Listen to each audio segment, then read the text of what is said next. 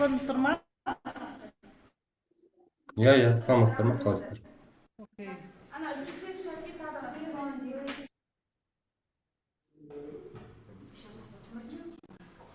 Ойбай, не басып жібердің? Көрініп тұр ма? Мұхит, саламатсыздар, көрініп тұр ма оқушылар? Иә, көрініп тұрады. Шамалы оңға бұрыңызшы, оңға. Оңға ма? Аха.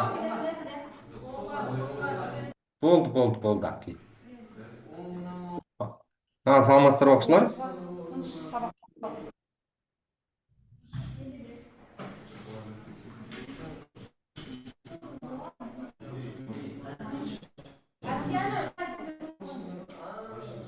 Кезекші кім екен сыныпта?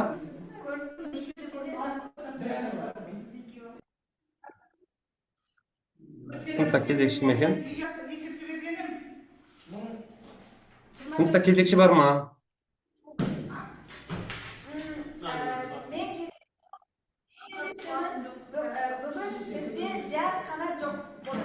Аха, өтілген тақырып үйге берілген тапсырма.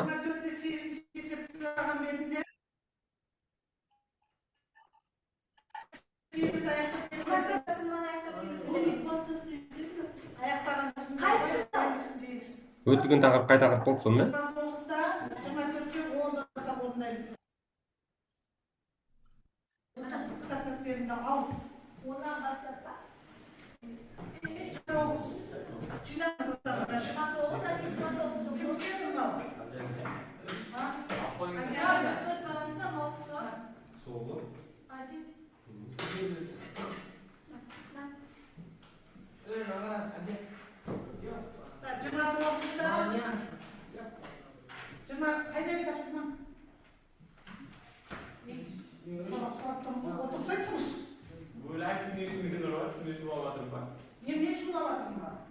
Құрметті оқушылар, біздің сабағымыз записке басылып жатыр, сондықтан тыныштық сақтайық.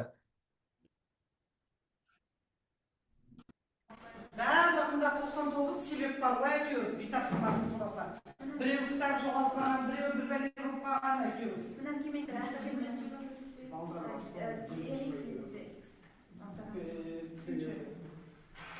Жоқ, асыл заттан басқа ішін болмайды.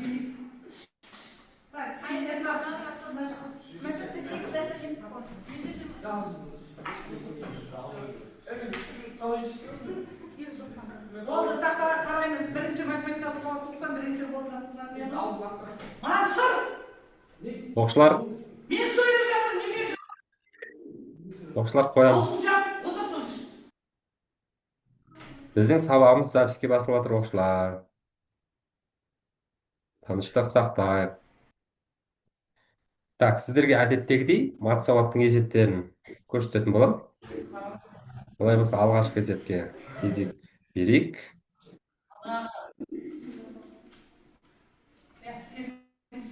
Мынандай үш берілген. Так, мына қайтып жазсай. А, Б, С.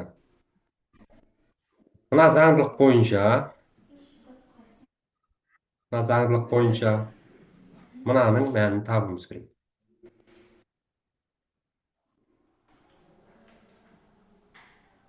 Мына заңдылықты қараймыз, осыны табамыз.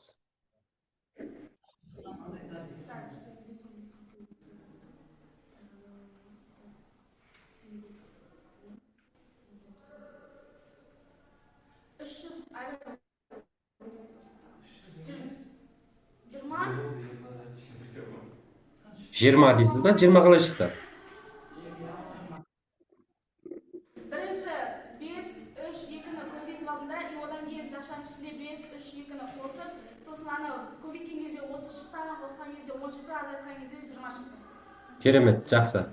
Өте дұрыс. Так, мына А-ның орнына біз нені қоямыз? 5-ті қоямыз. Б-ның орнына 3-ті қоямыз. С-ның орнына 2-ні қоямыз. Азайту. А-ның орнына 5-ті қоямыз. Б-ның орнына 3-ті қоямыз. С-ның орнына 2-ні қоямыз. Мына жақта бізде 30, мына жерде 10 болады. Мұнда жауап 20. Жақсы, керемет. Дәптерлеріңізге сызып жазып алыңыздар.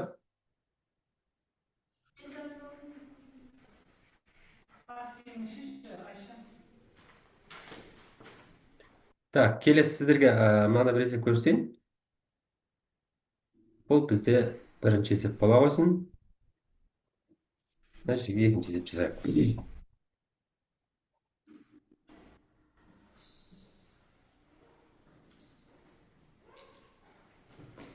Так. 2-ның 2014 дәрежесі қосылған 2-ның 2012 дәрежесі қосылған 2-ның 2017 дәрежесі. Осыларды 11-ге бөлгенде дейді. Так, болмаса былай қылсақ.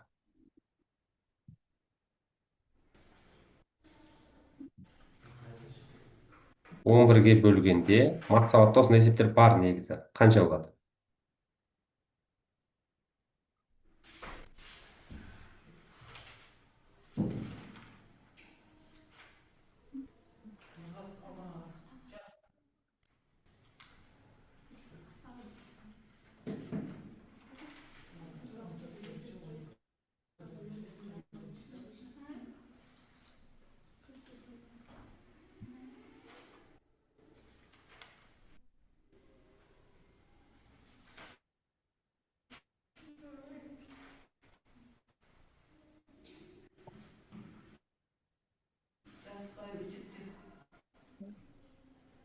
Әкесі алдында осы жүзумен вариант отвезу ғой.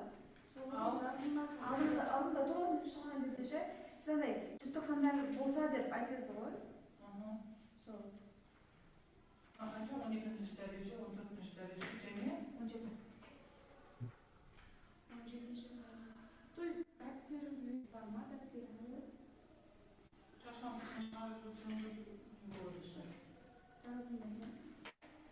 Шықты ма? Жауап? Уақыт болды.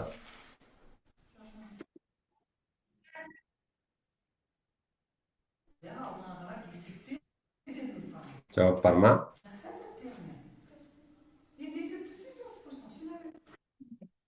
Кімде қандай идея бар бұл есеп шығаруға?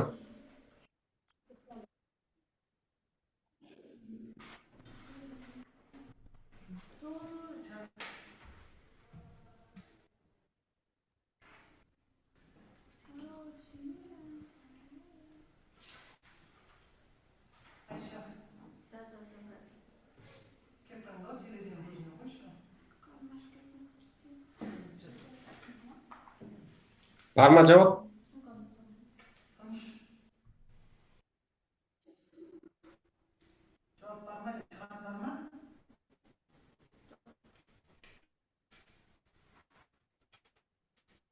Так, көрейік олай болса. Мынау 2000 бізде мынау дәрежелердің арасында ең кішісін жақшының сыртына шығаратымыз. 2-ның 2012 дәрежесі жақшының сыртына шықса, мынау 2-ның 2014 дәрежесін шығару үшін 2-ның қанша дәрежесі жетіспейді бізде?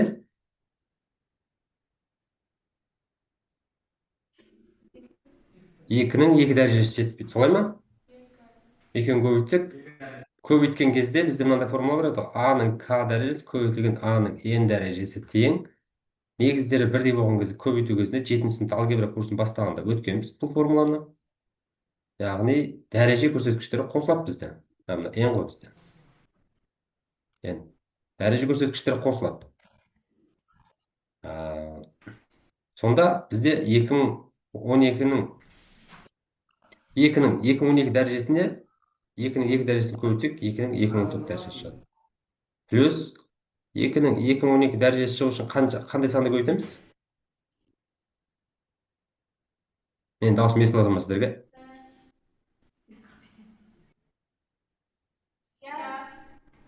2-ның 2012 дәрежесін шығару үшін 2-ның 2012 дәрежесіне нені көбейтеміз?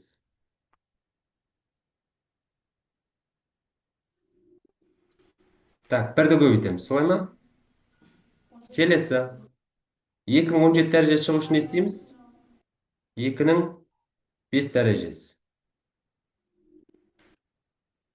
Так, Сонда 2012 дәрежесі көбейтілген мынау 2-2 дәрежесі деген бізде 4, 1, 2015 дәреже, 2005 дәрежесі 32 болады. Бөлінген 11. 2012 дәрежесі көбейтілген мына жерде қанша болады? Так, 36, 37.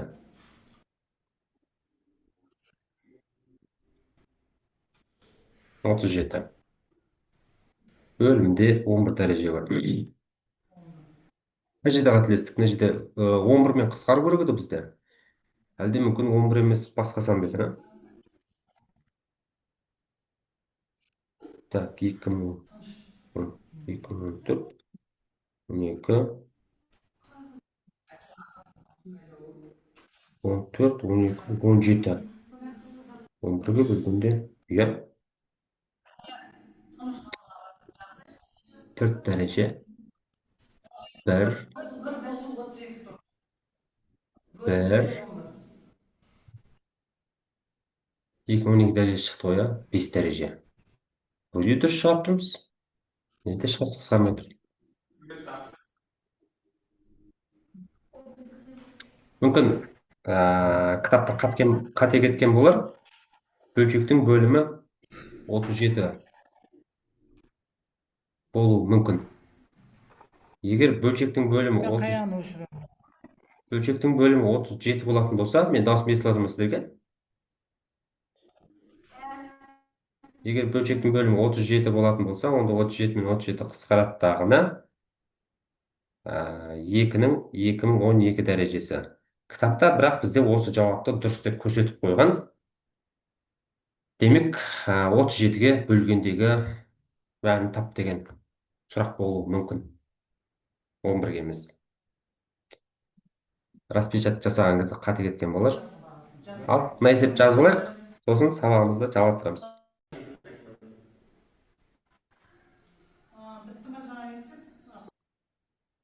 Так, оқушылар кешірім сұраймын, менде Wi-Fi бір өшіп қосты. Жаңа экзитті үлгердіңіздер ма жазып? Жазып алыңыздар ма? Жақсы. Олай болса, кітапты ашайық. Қай есепке келдік?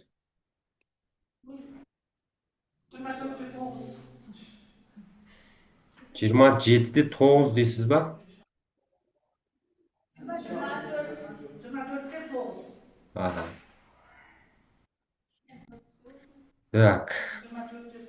24-те 9 шығарып қойдыңыздар қақи? Жоқ, соған келдік. Жақсы.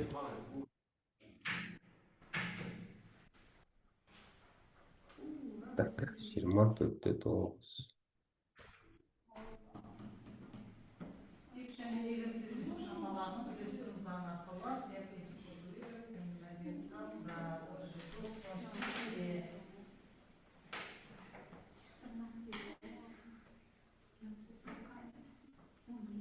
Кездейсоқ шамаға байланысты есеп екен.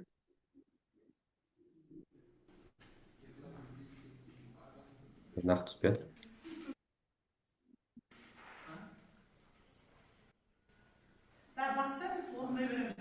Так, оқушылар бастаңыздар.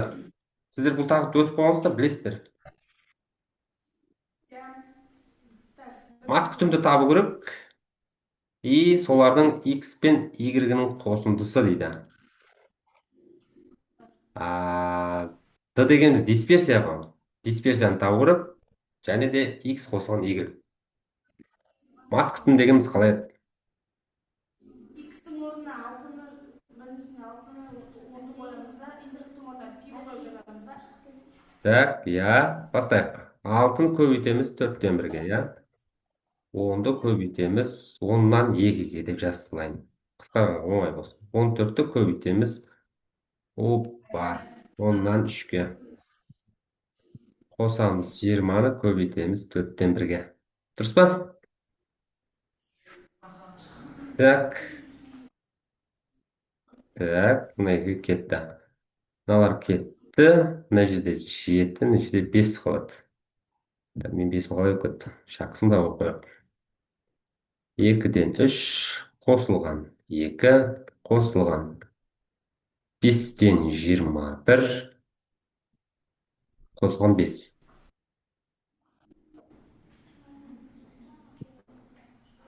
Так, 10 мынаған 2, мынаған 10, мынаған 5. 15, 20, 42, 50. Мен қазір мынадан шығып кетуім керек шығар ол үшін. Қанша болады қоссақ?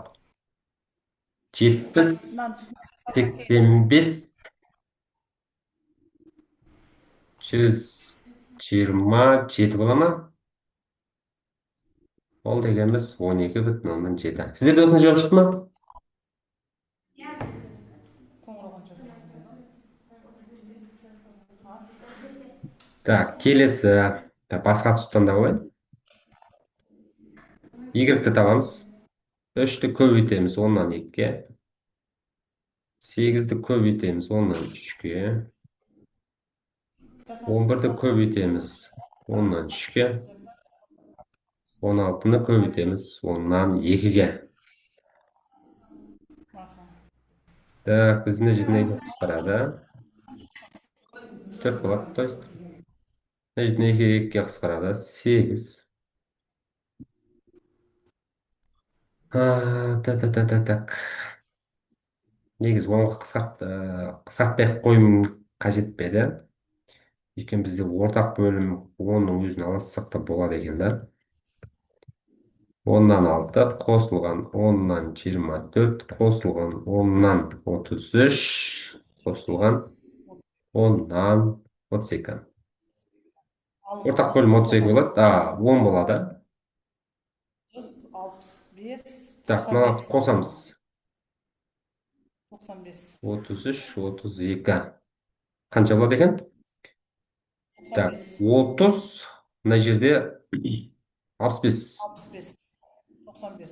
95-ті 10-ға бөлеміз, 9,5. Я? Енді осыны қосамыз. Бізде енді осы екеуін қосындысын тап дейді. Солай ғой. Яғни ол дегеніміз mx пен my-дің қосындысы деген сөз.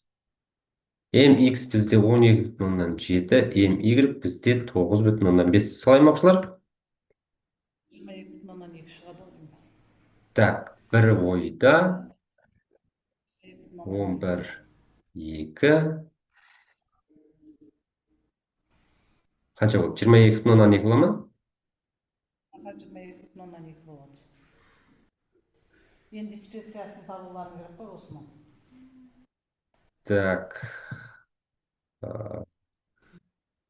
Дисперсия. X. Дисперсия табу қалай еді, оқушылар? Мына мәнді осы мәннен азайтамыз. Мына mx-тің мәнін. Солай емес пе еді, формула? Және де оларда не істейтіміз? Квадраттар қосамыз. Так, 10-нан азайтамыз. 12,7-ні квадраты. 14-тен азайтамыз. 12,7-нің квадраты. 20-дан азайтамыз. 12,7-нің квадраты. Ал, бастайық. Азайтсақ. Қанша болады? Азайтып квадраттағанда қанша болады? Оқушылар, сіздер айтып отырыңыздар, мен жазып отырайын. Мына жер қанша болады? Сабағың, мұхит сабағыңды бөлейінші. Анау, мына жерде WhatsApp-қа сынып жетекшілердің бір несі келген екен. Соны ашып беріңізші, оқушыларды суретке түсіру керек екен. Жаңа 2-де ашылады екен. Соны ары қарай өздері шығарса, мен шығып сол WhatsApp-та ашып берсем бола ма? Жақсы. Мынаны жазып алыңдар да, ары қарай есептейсіңдер, мен табуды. Сосын осылар жаңа анау не сияқты қосасыңдар. Жазып алдық па? Қазір мен бассам шығып кететін шығармын. Соған WhatsApp-қа қайтадан кіріп, ссылкасын қосып беріңізші дейді ғой. Сабақ осымен біте ме сонда? Қазір мен көрсете салайын. Опа. Aha. Так, D-ті көрсете салайын. Так, 9,5. Ana. 9,5 квадрат. 16 азайтылған 9,5-тің квадраты. Міне, оқушылар, есептегенде мына жерде мынандай бір сан шығады, мына жерде мынандай бір сан шығады. Сіздерге мынаны тап деп отыр. Ол дегеніміз dx пен dy-тің қосындысы. Иә. Сонда dx-іңіз 4 сан болса, dy-іңіз домалақ сан ғой. Мына жерде бір мынандай бір сан шығады да енді. Есептің шығару жолын көрсеттім. Жауабын өздеріңіз тауып орнына қоя жатарсыздар. Түсінікті ма?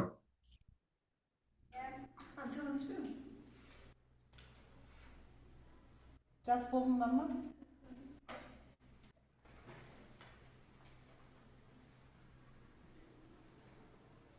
Біріншісін есептеп қойдың ба сен? Кім? Асылза?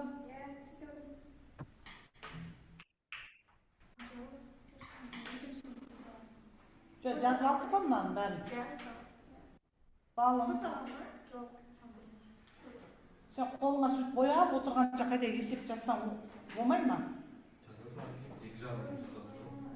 Молодец. Жазып алдық па?